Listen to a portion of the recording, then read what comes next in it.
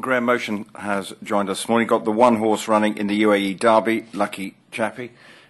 First up, do you believe you can stop the Godolphin de Kock domination of this race? Yeah, look, I think it's going to be tough. I mean, we're up against it a little bit with the Southern Hemisphere horses, obviously. But this is a horse who, he's pretty uninspiring to watch him train in the morning, but he's a tough little guy.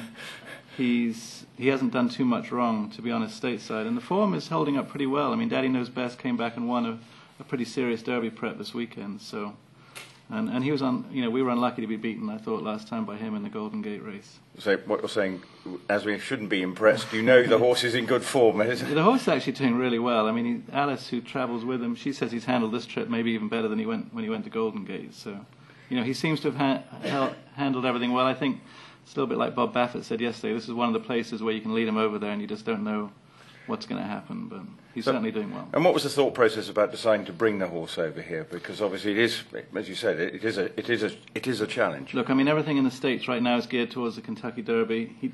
It's hard to imagine him being a dirt horse by High Chaparral. He certainly looks like a turf horse. He's handled the synthetic very well. Golden Gate is to Peter. And we were fortunate enough with Team Valor to have several really nice 3-year-olds pointing towards the other preps. So, we kind of had an opportunity with this horse to do something different. And if you like, this is his opportunity to run in a Derby. I mean, this is his $2 million race. So, but obviously, talking of the $10 million race, the frustrations of your Kentucky Derby winner not being able to come here. But what's the news on the horse, and also any chance that maybe might try and come back here in 12 months' time? Yeah, Barry the Eternal Optimist, that was his first quote, was we'll point for 2013, which is, I think it's realistic. I think there's every opportunity that he could come back from this. It's extremely disappointing. I mean, this horse did so well up until 3 weeks ago. This had always been our goal since last October, and I really felt it was, I think he had a very realistic shot. He's a 1.25 mile specialist. I think the synthetic's a great surface for him, but, hopefully we might make it back next year. He's a very good horse. I can see the frustration, but that's horses for you, isn't it? Yeah, definitely. I mean, the frustration is, he won the Kentucky Derby. I want him to have a chance to come back and prove that wasn't a fluke. He's a really good horse. He's certainly the best horse I've ever trained. And to have an opportunity to be the second or third favourite in a $10 million race, that's a tough pill to swallow.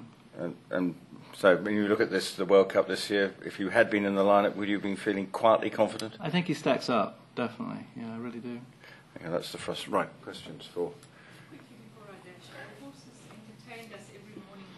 I'm glad I could do that for you. That is normal. Very much so, yeah. At home he's used to going out with 10 or 12 horses, and he's quite manageable. It's obviously a lot more difficult here. It's very intimidating, the whole facility, I think, for horses that aren't familiar. Luckily we've had Royal Delta to train with, which is kind of a mismatch. It's like little and large, but it's worked out well for both horses, but it's pretty much his normal personality. She's been sitting him well. Yeah, she's done well. She's done a good job.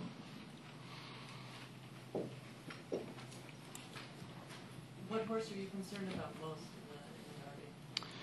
the Derby? I think the Australian horse on the outside looks very solid. I mean, I'm concerned about all of them. I think it's a very wide open race. It's a very legitimate race. It's certainly the biggest test he's ever had.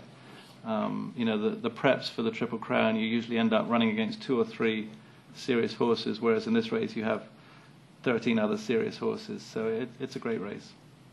I think it's a very wide open race, to be honest. How does it change your life when you win something huge? Everyone wants to ask you that, and it definitely is life-changing from a perspective of how you look at life, I think. The Kentucky Derby in America is everyone's holy grail. I mean, me being English, it wasn't necessarily something I'd always set out to do, but that doesn't diminish the magnitude of it when you get there. I never imagined winning a race of that stature, to be honest, when I set off training.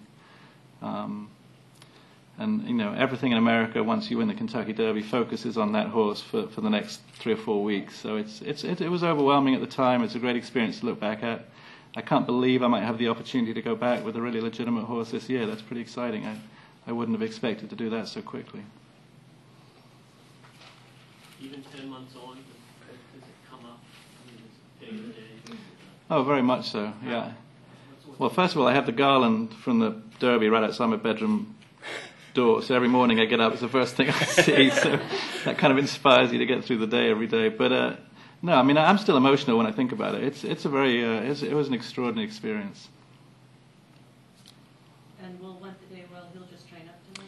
Yes, I think that's the plan. I think Barry and I have talked about it. You know, his initial reaction was he was a little immature in the race, and possibly he'd benefit from another race. But I think in analysing it, I reminded Barry that he mentioned that to me last year after Animal Kingdom won the race, and we did okay. So, I think Barry and I have decided he ran such a big race the other day. I think the 6 weeks could really benefit him, and I would prefer myself to go into the Derby with a fresh horse. I mean, I think Animal Kingdom, people lose track of the fact that he did things unlike any other horse had ever done winning that race. He'd never run on the dirt before. 6 weeks was always considered to be too much time. So he changed the rules a little bit, I think. And personally, from my training perspective, I feel a lot better going into the race with a fresh horse. Right. Do you feel more pressure, though, knowing now you've won it? You're not going to be under the radar anymore. Now you're a Derby-winning trainer. I don't think so. I mean, I think having won it, you've kind of achieved it. It's kind of amusing because I don't think people particularly considered me to be a Derby trainer beforehand. I'd had 2 disastrous experiences in the race before. But now that you've won it, obviously there's a lot more attention. A lot more people want to expect you to get there or such. But I certainly don't feel any pressure to do it, and it hasn't changed my philosophy about getting there. I don't want to be obsessed about getting there. I want the horse to be good enough to run, and I think that's important.